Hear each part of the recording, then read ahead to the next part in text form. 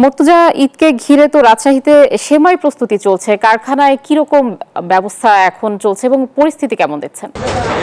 কাজে আসা সেমাই কারখানার যে শ্রমিকরা রয়েছেন তারা কিন্তু ব্যস্ত সময় পার করছেন, কারণ সামনে ঈদ, পণ্যের যে সরবরাহ সেই সরবরাহ নিশ্চিত করার জন্য তারা দিনরাত কাজ করে যাচ্ছেন। আমরা আছি রাজশাহীর বিসিক এলাকায়, এখানে রাতুল লাচ্চা সেমাই, এখানেও আপনি দেখবেন যে সেমাই প্যাকেটিং, উৎপাদন এবং বাজারজাতকরণের যে কাজ সেই কাজে ব্যস্ত সময় পার করছেন। আমরা কারখানা মালিকদের সঙ্গে কথা বলেছি, তারা বলছেন যে এবছর পাইকারি বাজারে রাজশাহীতে হাফ কেজি লাচ্চা সেমাই 70 টাকা কেজি এবং চাহিদাও বেশ ভালো রয়েছে। এখন তারা যে খুচরা বিক্রেতারা রয়েছেন তাদের অর্ডার মোতাবেক পণ্য সরবরাহ করছেন, উৎপাদন করছেন এবং প্যাকেটিং কিন্তু দিন রাত সবসময় চলছে। এখানে আমরা যে কারখানা মালিক রয়েছেন রতন সরকার, তার সাথে একটু কথা বলে যে এবার চাহিদা কেমন সময়ের আর বিক্রি কেমন হচ্ছে।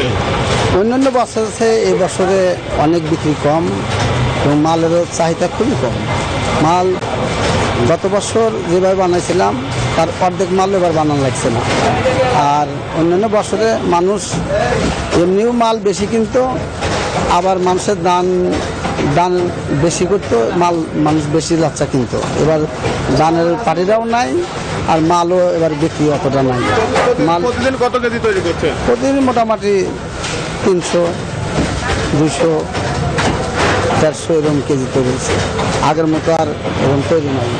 ধন্যবাদ আপনাকে। উনি যেমনটি বলছিলেন যে প্রতিদিন রাজশাহীর রাতুল লাচ্চা সেমাই কারখানায় প্রায় প্রতিদিন 300 কেজি সেমাই তৈরি হচ্ছে এবং তারা পাইকারি বিক্রেতা, তারা খুচরা যে বিক্রেতারা রয়েছে তাদের চাহিদা অনুযায়ী এখান থেকে সেই সেমাই সরবরাহ করছেন। এই ছিল রাজশাহী থেকে সর্বশেষ কাজে আসা।